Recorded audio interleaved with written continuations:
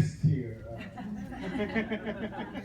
I feel more like a neighbor actually. I live up in Folsom now. I used to be in Sacramento, but I live in Folsom. It usually takes me 2 hours to come here. Now it's only an hour or 30 minutes because of, no traffic. But anyway, it's always great to be here and meet all of you. It's almost like a reunion because every time I come here, I see familiar faces. And I know a lot of you have a lot of questions, so I'll probably keep my talk short and at least give us 10 minutes time to have a question and answer. But a lot of people are asking me what's new with epigenetics, what's new with Lunasin, and I get a lot of emails from you guys. I mean, it's great that that's a power of social media because now we can interact with each other. I get invitations to go to your houses and meet some of your potential distributors. Some of you, the doctors, introduce me to doctors are very skeptical about epigenetics and Lunasin. So I've been communicating with you for, quite some time now. At the same time, you also give me all these improvements, all these changes that not only you see for yourselves, but in the people that you provide the products for. And one of the reasons why I actually partnered with Reliv, and I just want to emphasize that, is Dr. Carl is probably the preeminent nutritional formulator in the country. Yes. I knew that even before we partnered with Reliv, because what he had done together with Dr. Galvez was essentially use nutrition as a way for you to provide health for your body.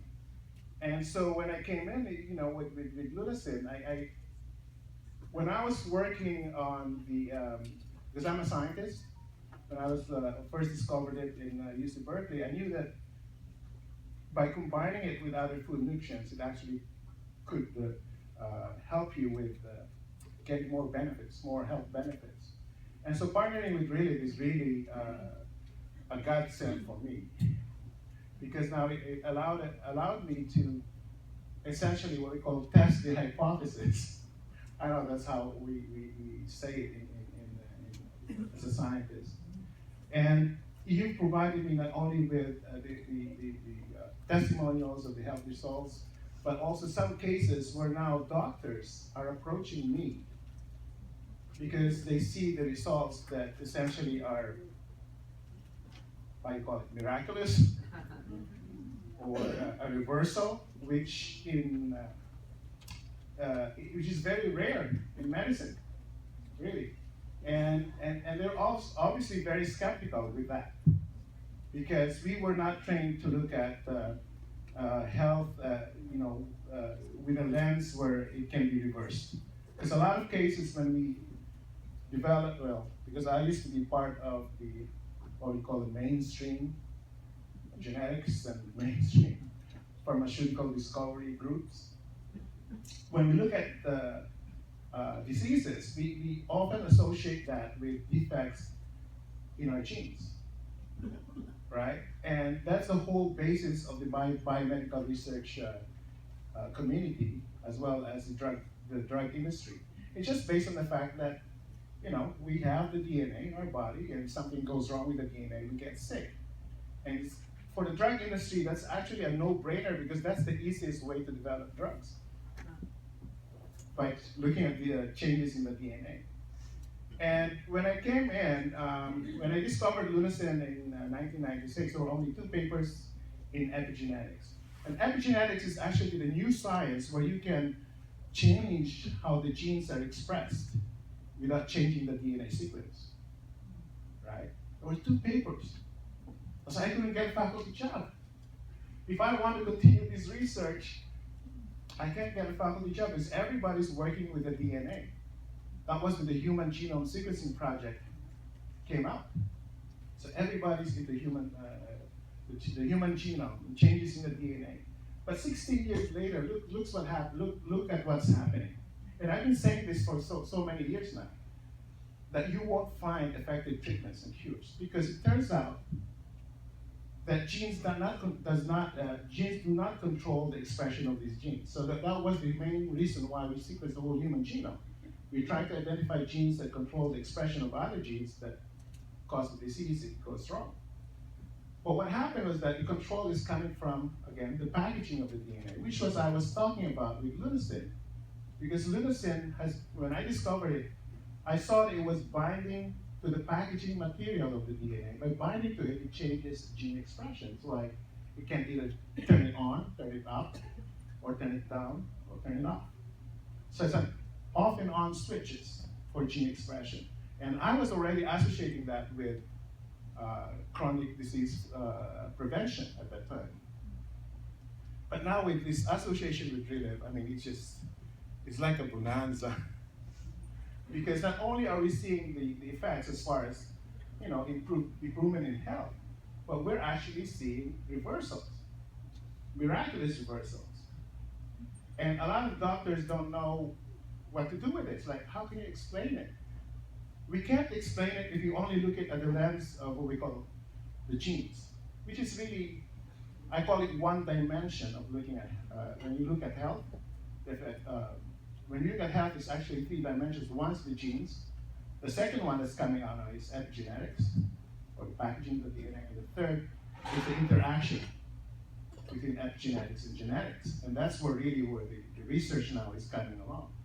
So when you look at DNA, it's only like one dimension. And also coming up with epigenetics as a way of turning on genes and turn on genes that are good for you and turning off genes that are bad for you. And that's really the reason why we're getting all these health benefits.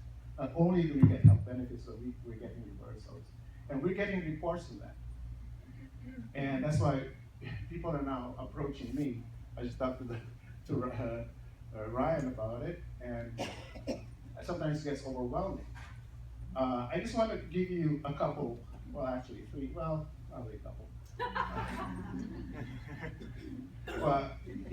Where we actually have reversals. And really for medical doctors or medical scientists, reversals are like gifts for research, because it's very rare, right? So when we had one of those reversals, when Mike McDuff in Boston took the really supplementation, in fact, when Wendy asked me how much do we have to give him, I said, well, shock and awe. Increase as much, you don't have any, you're not losing anything. It's safe anyway, even at high doses. And surprisingly, it actually helped. And to the point where it got national recognition now, and Duke University has proposed doing clinical trials in it.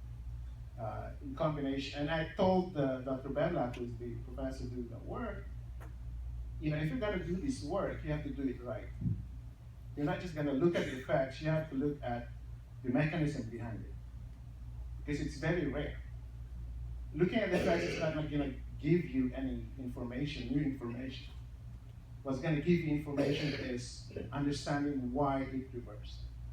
And so the clinical trial is not just looking at effects on ALS patients, but also the internal changes that's happening inside the body, down to the cellular level. And there's only one university in the world that can do that kind of work, and that's Harvard Medical School. Because they have all the money, they have all the equipment.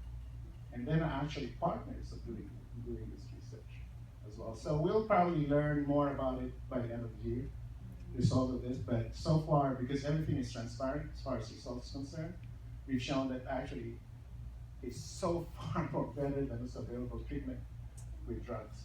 Because drugs only look at DNA changes, you're not looking at the changes in the packaging that allows the gene to turn on and off. And it turns out that epigenetic mechanisms much more important than changes in the DNA. I gave a talk 2 years ago in Houston in front of medical doctors in MD Anderson. And I put that one slide where it says the underlying cause of chronic diseases is dysregulated epigenome. It's not genetic defects. They want to, cut my talk short. We don't hear that. Because their whole research is based on the fact is based on genes. So what we have here is very special, and that's why I want to go back to the partnership we have with Reliv. Because as it turns out, with all this research now in epigenetics and chronic diseases and health as the underlying cause of all these health problems, the bottom line is this: there are no drugs available right now that can actually reprogram our genes. Right. Turn on the good genes and turn off the bad genes in a holistic manner, in our whole body, right? And the research that's coming out now is that the only two things that can reprogram our genes, and in some cases even reverse some of these chronic diseases that we already have, is through nutrition and lifestyle changes, mainly exercise. Okay? Only nutrition and lifestyle changes and exercise. I went to a meeting early last year, and there's a group up in Sweden, the university, the professor who is also part of the Nobel Committee that provides all these Nobel Prizes. She's doing research on exercise. She's been doing research on exercise for several years now. And she showed definitively that exercising reprograms the genes, especially even with people with problems with diabetes and obesity. They can reprogram the genes and reverse all the unhealthy changes in gene expression that's associated with the disease. She showed that. But they've been doing that for years. And that's where my beef with the National Institute of Health, because they've been mainly providing funding to genetics research, not much on epigenetics research, but in Europe, they're really into this. And only last year that the NIH decided to put in $120 million to look at the effect of exercise on gene expression, when there's already a lot of research that's been done in Europe. So what we have here is not really, it can be scientifically explained.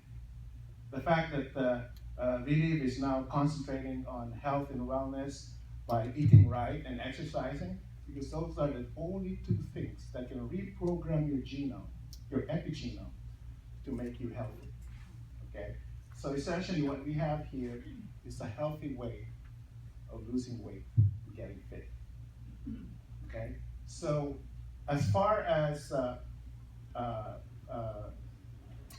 health is concerned, with medication, a lot of the design of those drugs is based on only delaying the progression of the disease. It cannot reverse or cure it because it's not targeting the underlying cause, which is dysregulated epigenome. And I can say that for a fact now because I came from a meeting last month in Seattle, and for the first time, I actually hear a couple of professors saying cancer is not a genetic disease. So people are now saying that, so it's not just me anymore. And that's where the area of research is coming in. And who said it? I have notes. But that's exactly what's happening now with research. Any progress in science usually happens with outliers.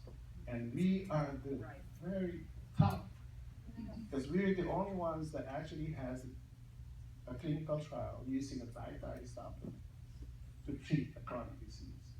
And not only looking at the effect, but also the molecular mechanism, the epigenetic molecular mechanism, because we are the only one that has an actual ingredient that has an epigenetic effect.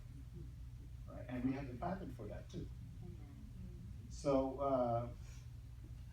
I think I've talked too much. If you have any questions,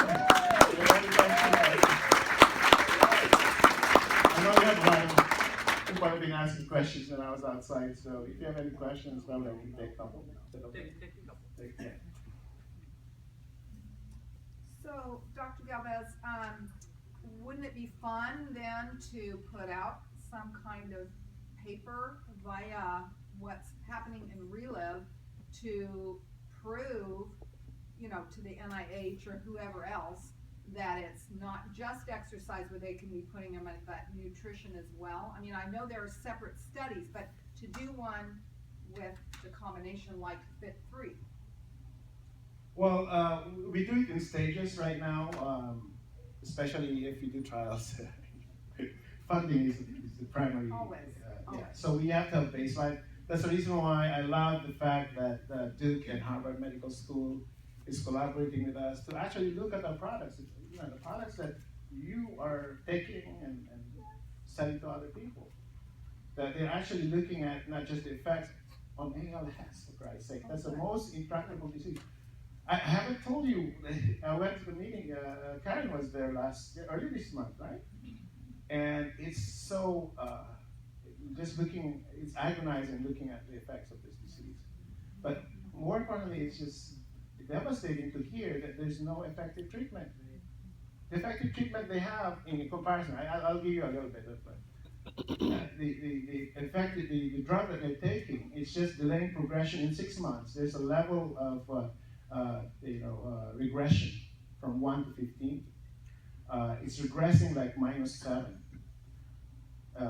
It used to be 1 to 15, so the drug only reduces it to, improves it to -7 instead of -15, right? In 6 months. And then there's another drug that's coming out in combination with the new drug. It's reducing it by -5, from -7 to -5. With so far, because everything is transparent with the 50 patients taking the Lunasin in the JIT So trial. they are taking the Lunasin. It's a supplement, so it's, we actually provided the material to them. And so after 6 months, there's delayed progression, so they didn't really get worse. But I was looking at it, individually for all 50. It probably averages between -1, -2. But what Dr. Bedlack wants is gain of function. He wants at least a +4. Yeah. Because what happened with Mike McDuff, it was a +14. Wow. +15 is the complete reversal. It was a +15. Wow. So I said, I just want a +4. It's like, Yeah. wow, that's a tall order when the drug that you have developed that costs more than what the Lunasin products are selling for can only improve it -7. Wow. So even if you get -1, -2 by the end of the experiment, I'm absolutely sure that it has to be tested further and in a larger population. What is to -7 and +15? Where's that scale come from? They have a scale for the regression of the function, the muscle function of ALS patients.